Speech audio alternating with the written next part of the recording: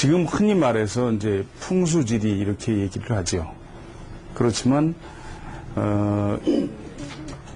이 풍수의 기원이라 할 수 있는 처음에 풍수가 시작된 국가를 우리가 대략 동양에서는 중국을 들 수 있는데 중국이나 대만에서는 풍수지리라고 하지 않고 그냥 풍수라고만 얘기를 합니다. 펑수이라고 얘기를 하죠. 근데 한국은 친절하게 지리란 말까지 넣어서 풍수지리라고 그렇게 얘기를 하고 있습니다. 원래 풍수의 명칭은 풍수가 아니라 감여라고 하는 말입니다. 여기 감. 예.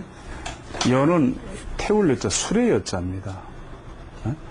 그래서 이 감이라고 하는 것은 원래 천도라는 뜻이에요. 천도. 그리고 여는 대지. 지금 저 교재에 있습니다만.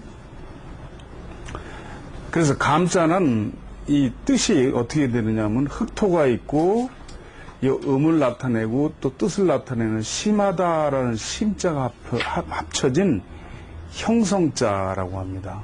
형성자 또는 회의자라고 하는데 땅이 봉긋하게 솟았다는 의미입니다. 네, 그게 감여입니다. 그리고 여라고 하는 건 수레 또는 높다의 뜻이기 때문에 감여. 감여는 봉긋하게 솟은 땅을 찾는다는 뜻이에요.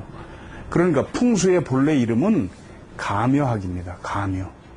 감여입니다. 이 풍수가, 감여가 처음에는 묘자리를 잡는 데 쓰였던 학문은 아니었습니다. 처음에는 이것이 주로 궁궐토를 잡는 데 쓰던 그런 학문이었습니다.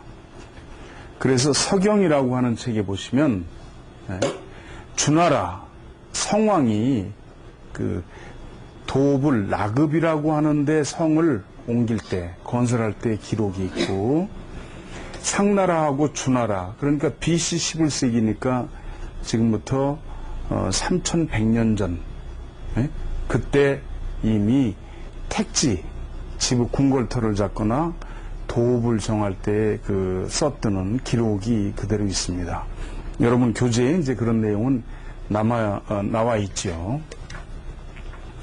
그리고 그 이전에는 도읍을 정하거나 궁궐터를 정할 때 복택이라고 그래서 또 별도로 점을 쳤습니다.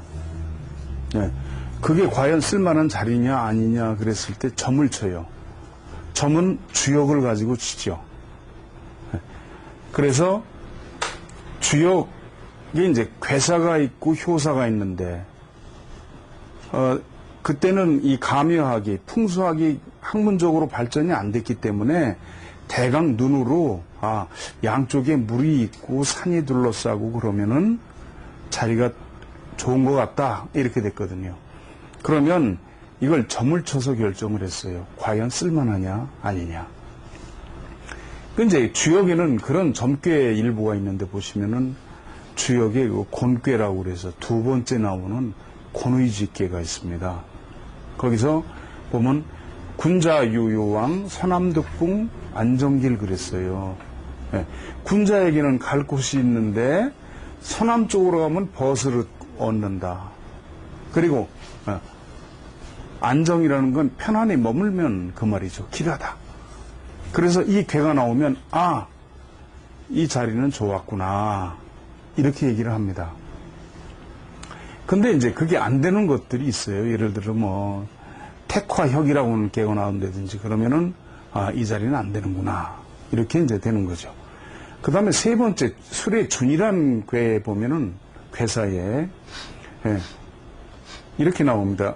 이건후 제후를 세우는데 길하다. 그러니까 뭐예요? 도읍을 정하고 제후를 세우는데 길하다. 그리고 그 초요의 효사에 보시면은 거처를 정함에 이롭다. 이거정 그랬거든요. 그러니까 이 괴에 이 효가 나오면 이건 틀림없다. 이렇게 썼던 거죠. 그런 건 많습니다. 수라고 하는 꾀에도 보면 여기 이거정이라고 해서 있고, 그 다음에 산뢰이라고 하는 꾀에 보면은 불경우구 언덕에서 길러준다. 이 자리가 괜찮다. 지풍승이라는 꾀에 보면은 승, 허업, 그래서 빈 거울로 올라가면 좋다. 그 다음에 여기 승꾀 그 사유에 보면은 왕, 용, 형우 기산길, 왕이 기산에서 제사를 올리니 길하다. 그 다음에 풍수한이라는 꾀에 보면 왕이 묘당을 갖게 되었다. 왕격유묘. 그 다음에 사유에 보면 언덕 위에 있으니 보통 사람은 생각지 못한 것이다. 유구, 비이소사 이런 식으로 해가지고 점을 친 기록들이 있습니다. 그러니까 풍수를 그 당시엔 학문적으로 정립이 안 됐기 때문에 눈으로 보고 야 이게 긴가민가 하다 그러면 주역으로 점을 쳐서 결정을 했습니다. 그런데 이제 여러분 아시다시피 사기라고 하는 책이 있죠. 중국 한나라 때 사마천이라는 사람이 쓴 책입니다. 거기 보시면 절이자 간무열전이라는 데 보면 이 사람이 절이자인데요. 진나라 해문왕의 동생 절이자가 BC 300년에 죽었으니까 지금부터 2300년 전 사람입니다. 이 사람이 최초로 풍수지리책 가묘서인 청호경을 줬어요. 청호경. 그리고 이 사람이 죽기 전에 뭐라고 그랬느냐면 100년 후에 천자의 궁궐이 내 묘를 사이에 낄 것이다 라고 얘기를 했어요. 그런데 진나라가 망하고 한나라가 통일을 하고서 한나라가 장락궁이라고 해서 그걸 저 동쪽에 짓고 그 다음에 미양궁이라고 하는 것을 궁궐을 서쪽에 줘요. 지어놓고 보니까 절이자라는 사람 무덤이 딱 가운데에 왔어요. 그러니까 이 절이자라는 사람이 즉 동쪽에도 궁궐터가 되고 서쪽에도 궁궐터가 된다는 걸 알고 예언했던 거죠. 이거는 사기 정사에 있는 거기 때문에 이건 그 거짓말이 아닙니다. 전부 다 중국 정사에 포함이 되는 것들입니다. 그 다음에 이제 거기서부터 한 400년쯤 내려오면 위진시기라고 중국에 있는데 3세기니까요. 지금부터 1700년 전이죠. 그때 이제 민간에서 이제 이게 이용되기 시작하는 거예요. 집터도 잡고 하는데. 근데 특히 부유한 계층에서 이제 집터를 정하는데 그치지 않고 묘토를 잡는데 이걸 쓰기 시작합니다. 이 가묘학을, 풍수지리학을. 그때 곽박이라고 하는 사람이 장경, 즉 장사 지내는 경전이라고 하는 것을 저술을 해요. 이 사람입니다만 제가 이 중국에 가서 이 양반 동상을 제가 찍어온 겁니다만 그래가지고 이게 크게 발전을 합니다. 근데 그 장경은 무슨 책이냐 하면은 여러분 많이 들어보셨을 거예요. 금난경이라고 하는 책입니다. 왜 금난경이라고 하느냐 하면은 여러분 아시다시피 중국의 미인하면 양귀비를 들 수가 있죠. 그 양귀비를 데리고 살던 당나라의 황제가 현종 황제인데 현종 황제가 그 당시에 홍사라고 하는 스님하고 승려하고 풍수문답을 해요.